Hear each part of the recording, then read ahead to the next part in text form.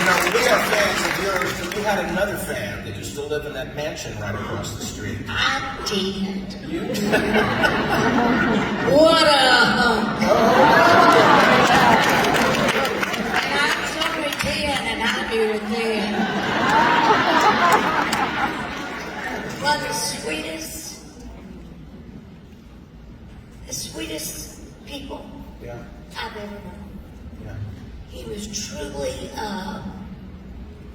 a giver. He loved his family. He loved his fans. He was loyal. And in the business that we're in, sometimes you run into some curves that you can't straighten out, but it's just a bump in the road. And the people that love you understand that. And boy, did we love him. Right? You've seen so many wonderful performers, worked with so many incredible, legendary performers. But the look on that little girl's face is still the look you have now. Well, everything else is old, but I've got all my teeth.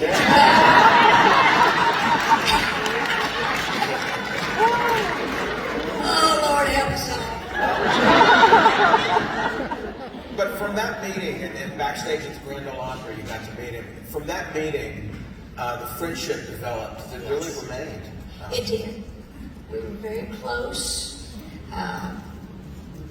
And he was, I can't say that he was different on and off stage, because it wasn't an act for him. That came from his heart. Whatever he did on that stage, that was the real him. And I loved him because first of all, he loved his family. And then he loved all of y'all. Because very seldom, I'm not going to say this right, but, and they'll go out and say, boy, she was amazing. Very seldom does an artist truly love their people. They go and they perform because they love to perform, and that's why they do it. But sometimes along the way, they forget who is allowing them, other than him, to perform. And that's what I loved about Elvis. He never forgot. He never forgot. And that is a trait that only he can give you. And he had it. And I think people saw that. And they loved him for that. Of course, he was good looking too. He was, wasn't he, girl?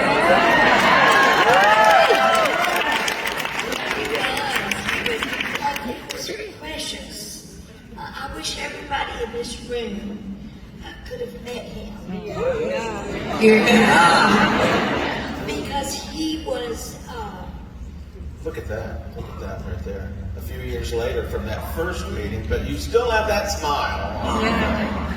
Yeah, I was looking front and she was looking great. And he was looking really good. That's on the lot of 20th Century Fox. Okay, yeah. Yeah. I see photos of Elvis like that, and I also see him. There's a photo that we have of Elvis in high school. He looks otherworldly. He's so good looking. He doesn't even look like contemporary men of the era that he was living in. He just looked, always looked like him.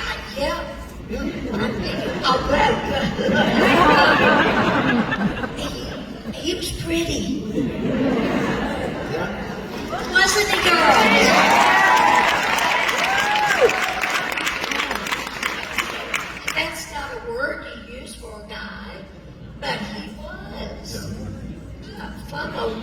that man and get that wig going and some makeup. Hell, who'd know the difference? He could have done like a musical version of Something Like It Hot. Oh, Yeah. I'd like to been in it with him. Now, you are such an amazing person, such an amazing artist. Elvis had a way to take a song and kind of make it his own. You know, we say that, you know, Elvis, if they want to criticize Elvis, say, well, he never wrote his own music. But what he did was he found music that spoke to what he was going through at the time, and he made it his own. Absolutely. And you as an artist can take songs by people other than yourself and you make them your own.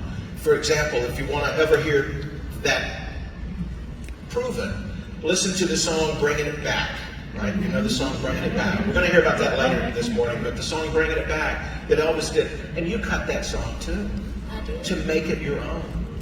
And that's, I think, the mark of a true artist that can take a song and make it their own. And of course, that's what you've been doing. But talk to me about Elvis as a stylist, a song stylist, of how he was able to record. And it seemed like he was doing more than just saying the lyrics. Oh, he was. He lived what he sang. Yeah. And I don't know, it came from a place that I don't even think he knew. Mm-hmm. And he's one of those entertainers that I look at and say, he would have done this no matter what. If he sang at Bobby Joe's bar for $10 a night, or at the London Palladium for God knows what, he would have been doing that. Because that was his heart. And he loved people. Yeah. He loved his people. Hell, we were all his people. So he loved us all. But no, he was a fine gentleman. Yeah. He really was. And he did have a loyalty to the men that were in his life. He bestowed upon them the TCB necklace, the Taking Care of Business, Yes. lightning fast. And to the women, he bestowed the TLC, because you're to be treated with tender, loving care. And you received one of those necklaces. I did. From Elvis. I've got the TLC and the TCB. Well, you were doing both. You were Yeah. Just like him. That's right. Just like him. We started taking care of business at an early age. Everybody around us. Yeah. No, he was, you know, there are no adjectives to describe him. Yeah. He was his heart was just big. A lot of people didn't realize that. And he didn't show that a lot. But you felt it, whether you knew him or not, when he sang. Because it was all there. Yeah. He was a big fan of other artists' music, too. Absolutely. You know, and we were talking backstage. I congratulated you because back in 2023, Rocking Around the Christmas Tree went #1 on the Hot 100, beating out Taylor Swift.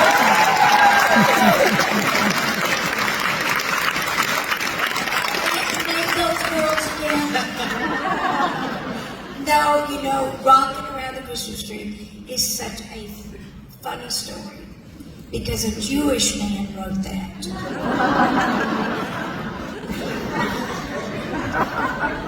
And all that would come out of him was that, stuff like that. Johnny Marks was his, well, you know, was his name. And I was lucky enough to get it. And it laid around, and it laid around, and it laid around. And finally, I had Sweet Nothings. And then it, thank you. And then, my baby whispers in my ear. If she sings anymore, we have to pay her more. Yeah. It just, it struck the public, and they, the public is always, You know, a song can be great, but if they don't like it, Doesn't matter. it just doesn't matter. But that song is part of all our lives. I was telling Brenda backstage, the radio station I work out every Christmas. For the month of December, we go 24 hours of Christmas music. And people say to me, "Oh my God, that's all you play?" I said, "Yes, but I can play any artist I want as long as they did a Christmas song." Heck, I played Bob Dylan. He did a Christmas song. Good Lord, which one did he do? Yeah. It must be Santa Claus. But I'll tell you the number one song we Do get from that again. must be Santa Claus. I've heard it enough. The number one song we get, because we have our request lines and we have our social media to tell us what do you want to hear. I don't have to play Christmas music 24 hours a day for the month of December. I could play Rocking Around the Christmas Tree 24 hours a day. Oh, that's good. And my favorite musician in the world, Boots Randolph. Oh, Lord have mercy. Yes. One of the best musicians ever. Yeah. And that, Owen Bradley, of course, was my producer all those years. He took me when I was 10 years old. And I had a lot of these names. Most of you are young and you probably won't remember. But Boots Randolph was on sax, Floyd Kramer was on the piano, Buddy Harlan was on drums, the Anita Kerr singers, sometimes the Jordanaires, depending on what kind of song we were doing. But usually I had the same group all the time. And we never, Owen would play the song once and we'd just go in there and put our, whatever we put on it, and that was it. Yeah. It was fun. Yeah. Now it's all bells and whistles and overdubs and punching in Yeah. Well, and you do it right the first time, you don't have to do it again. yeah, I know it. Well, I said that Elvis was a fan of all artists. He was a fan of yours, and of course, Angie Marchese. Looking through Elvis's record collection, you don't have to look far or wide to find some things from the archive, from the Brenda Lee music file. Welcome back, Angie. Thank you. Yeah, so after our 2 a.m. inventory last night, Yes. I snuck back in the mansion and I went through Elvis's records that are in the TV room, and I found these are yours. These are the copies of your 45s that were actually in the TV room at Graceland.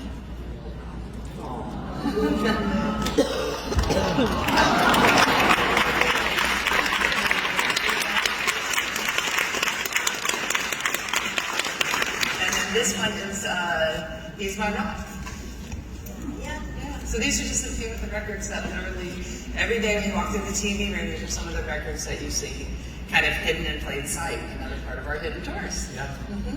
We were friends, and we were two. When you say I was poor, Elvis and I was poor.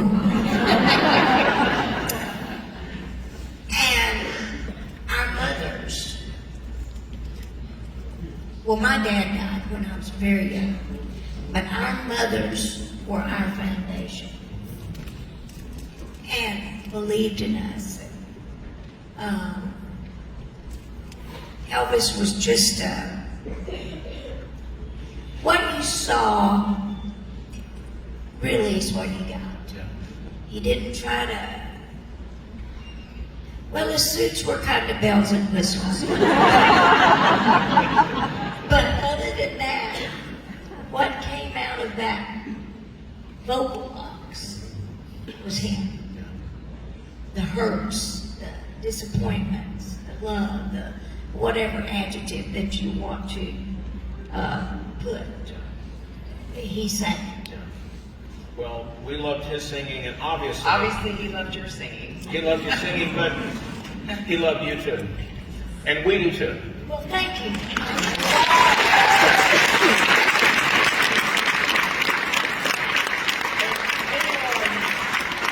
was best friends with Sandy and Wink Martindale, his best friend. I just talked to her. That's right, Sandy loves you. She wanted to talk to you this morning. I did. I talked to her. And she's gone California on me. I said, what's happening to you, girl? But she is precious. And she's doing good. Good. So We love her. Sandy, we love you. Love you, Sandy. Miss Brenda Lee, we love you too. Thank you for coming to Graceland.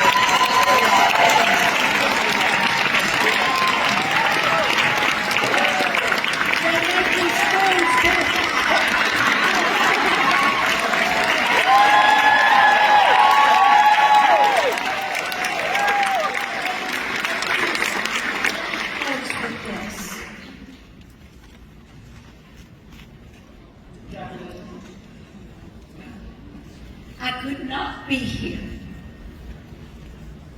without you. I never forget it. It's in my soul and in my being. You've let me enjoy something that I love to do since I was 4 years old. It has afforded me the opportunity to take care of my sweet, sweet mother who gave up her life so that I could have mine.